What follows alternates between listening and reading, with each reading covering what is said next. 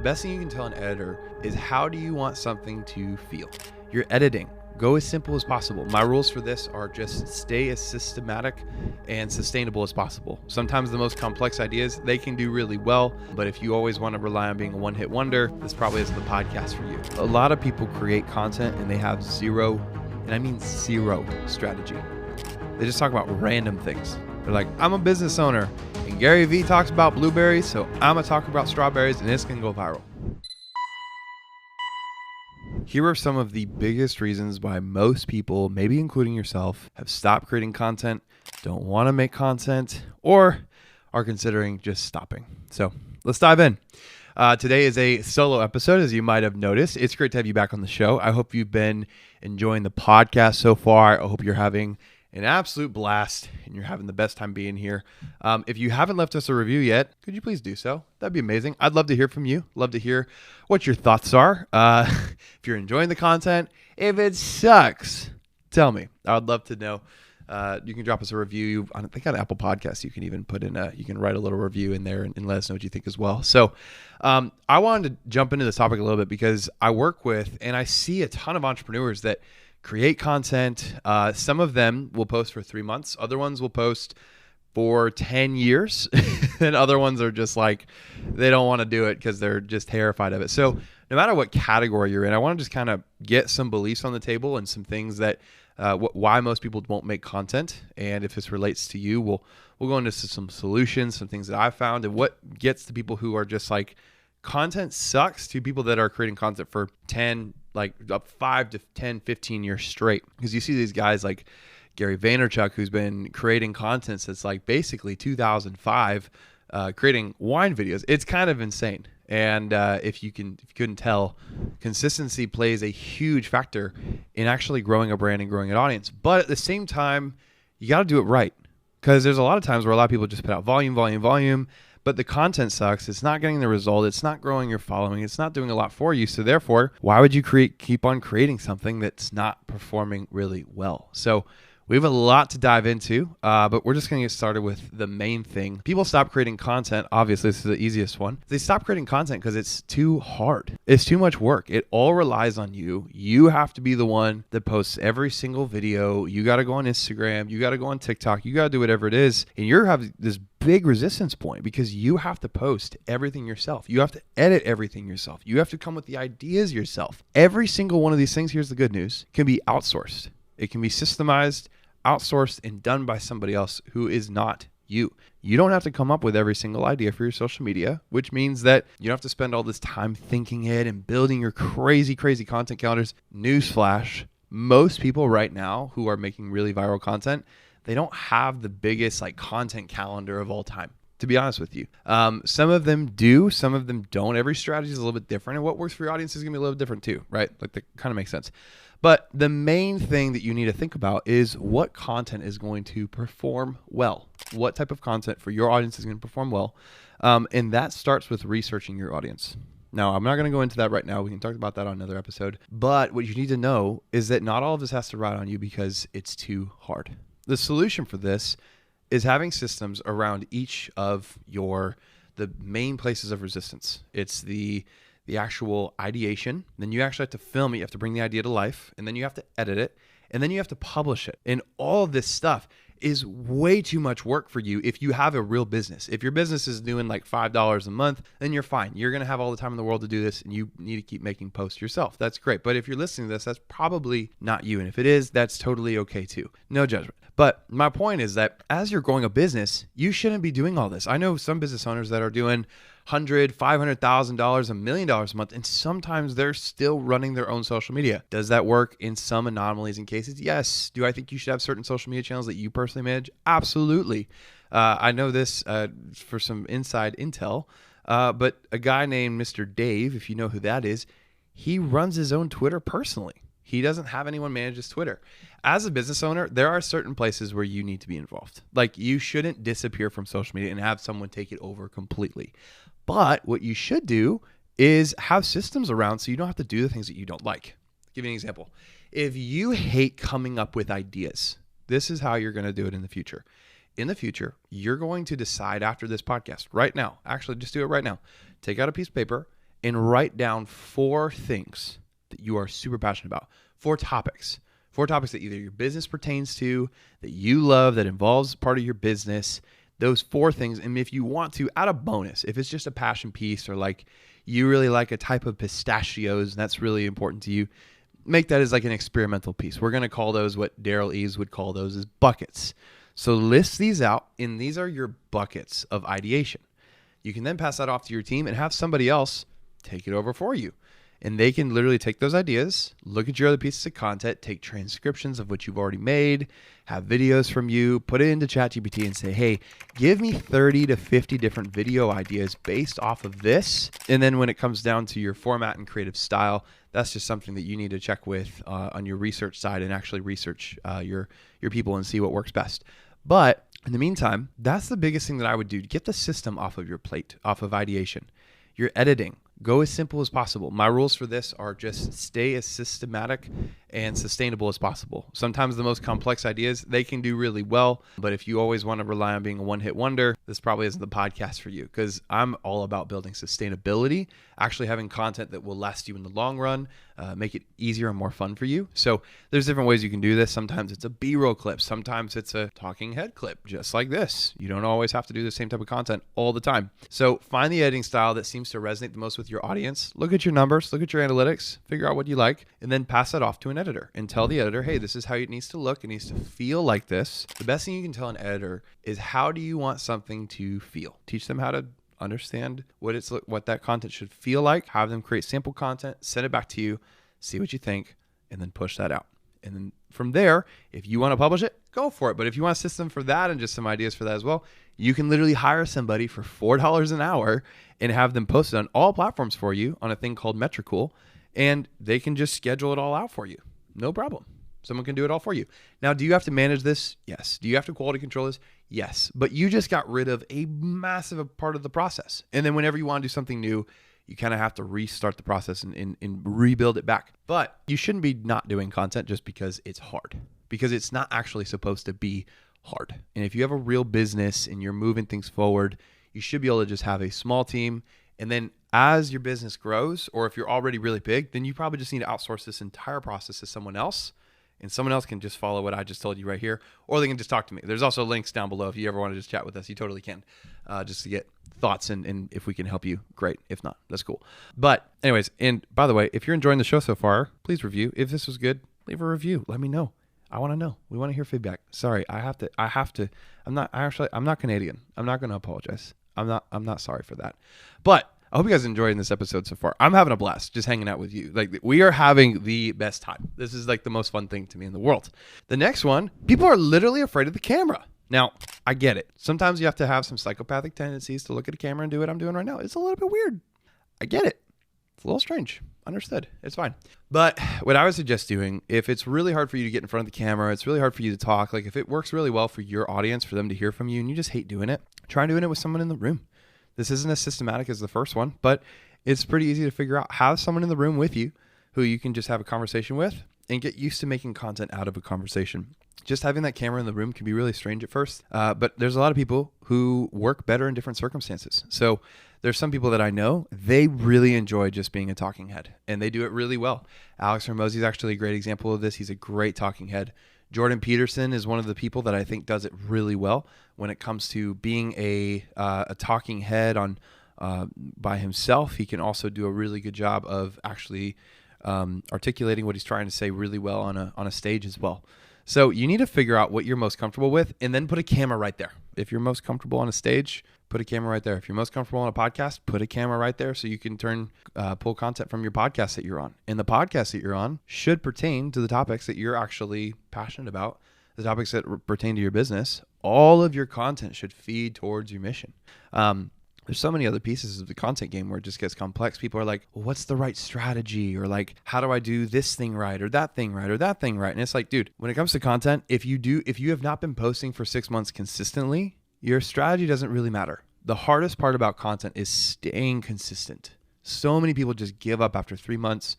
They post some content, they don't see a lot of results. We're going to get to that in a second. The thing is that you don't really have a right. You don't have a huge right to be pushing for results unless you've been doing it for at least like 6 months to a year, man, because nobody knows who you are. Like, they don't really know who you are. They don't really know if you're going to be there all the time. They don't know if you're just trying to sell them a product. There is trust, like real trust that has to be built inside the market. There's a lot of brands that I find it very interesting. I actually love this, and I recommend this a lot for people. When people are building a brand, if they see an ad from somebody and they're like, oh, this is really interesting material, the first thing they're going to do, one of the first things they're going to do is either, if you're me, if you're like me, maybe I'm just a weird consumer, but I like to go to Google and type in Reddit and then the name of the company right after and see what comes up. Now, yes, I'm not saying that people on Reddit are the smartest people in the world, because who knows? But there is some really good information on Reddit. There's a lot of interesting information. And then I'm going to their Instagram. I'm going to their YouTube channel. What do they got? Like, did they just start in business? Like, there's certain times if I'm going to be buying, especially if it's an info product, you don't always research an Apple when you're at Walmart. Okay. I'm not saying that's what you do, but there is an amount of brand loyalty that people affiliate with you when they can find your content online, and it makes them feel more comfortable. It makes them feel like you care, that you're investing into your market. So consistency makes a massive, massive difference, especially if you're running things like ads. Organic is some of the best things you can do to back yourself up in that sense. So the next big reason, a lot of times people just stop making content, is they're not seeing results. They're like, dude, I've been posting. I know people who have been posting for 3 years and they're like, man, I'm not seeing results.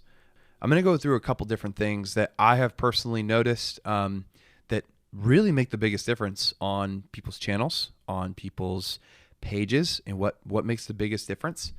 Number one of the main things is just testing. If you are doing the same thing, but you've never tested anything different, like if you only posted the animated style tech stuff and you've never tried anything else, you're kind of asking for it, you know? Like, we got to try different things. Like, we have to try different things in the sense that we need to come up with new, fresh ideas. And if you have somebody who's creative working with you, or you have an agency, you need to make sure that you have somebody on your team that has vision for what you're doing. Sometimes the best thing you can do is just be different from the crowd.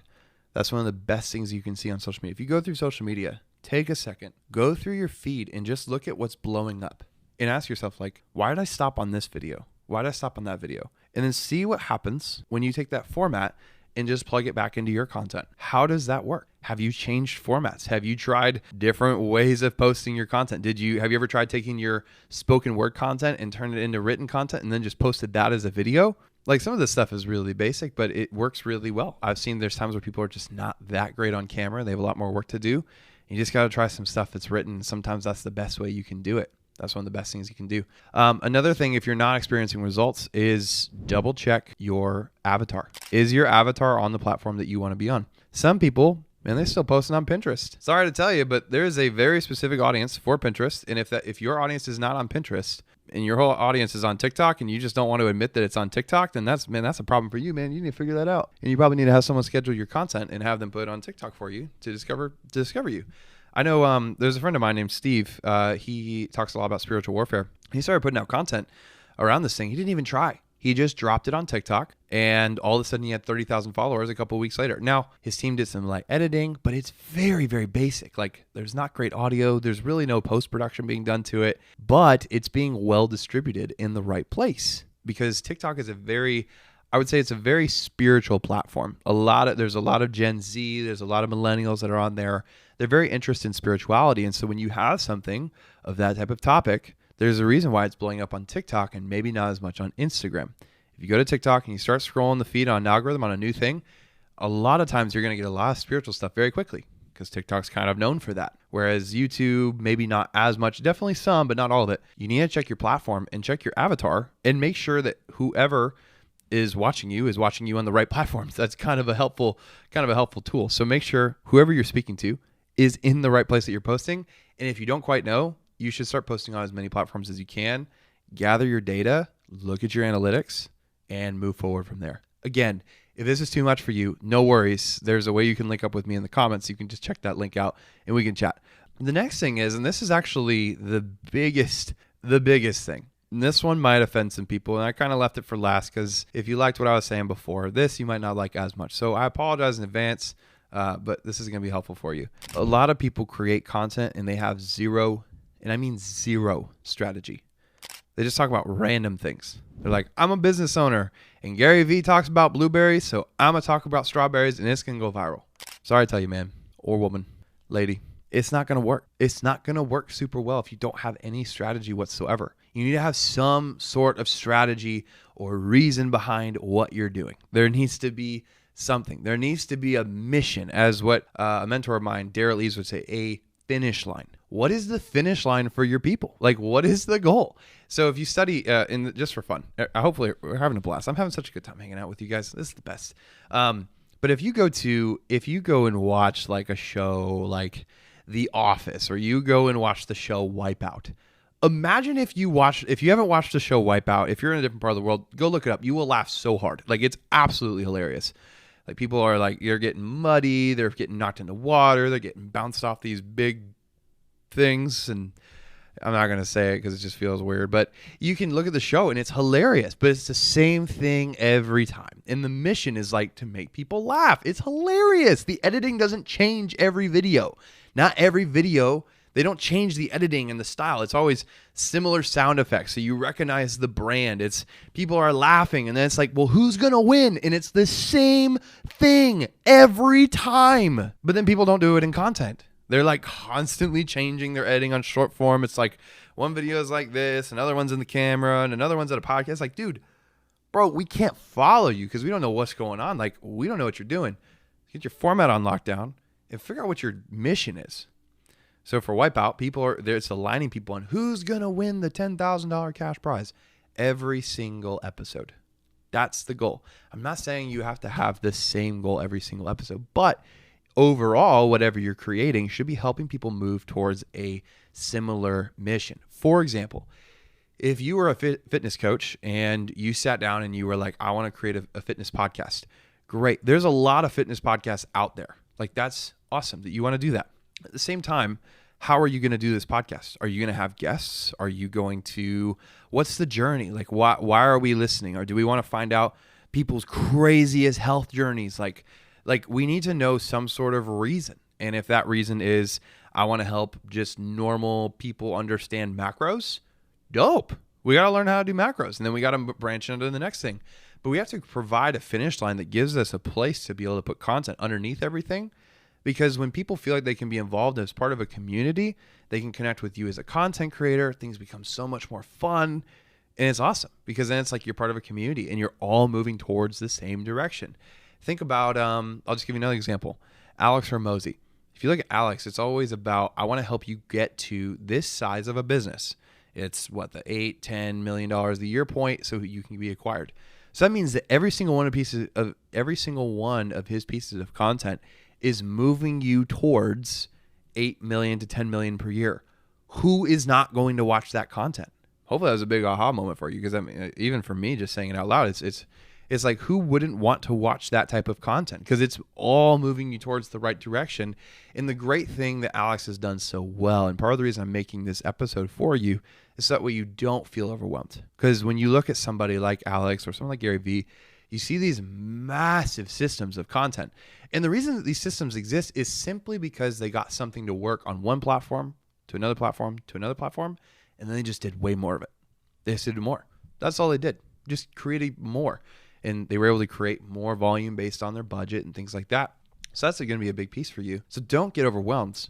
But people like Alex are creating content so that way they can meet you in the right place. That's the most important piece. So don't get overwhelmed. Don't freak out. It's all going to be okay.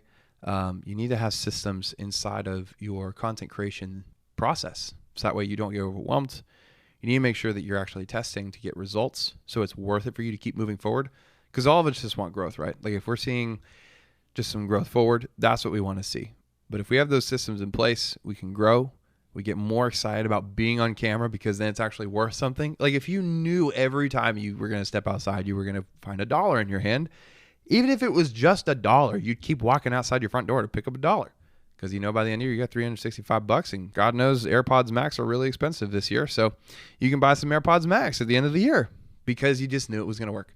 So seek to do the same thing with your content. Do not get stuck, because as we talked about before, if you have content on the internet and people are trying to figure out whether they trust you or not, this organic piece is going to be a huge reason why people decide to trust you. Stick with you for the long haul, because guess what? Organic is the only place where you can just take people, put them into an email list or a platform that you own, keep them forever, and you own that data. See you next time.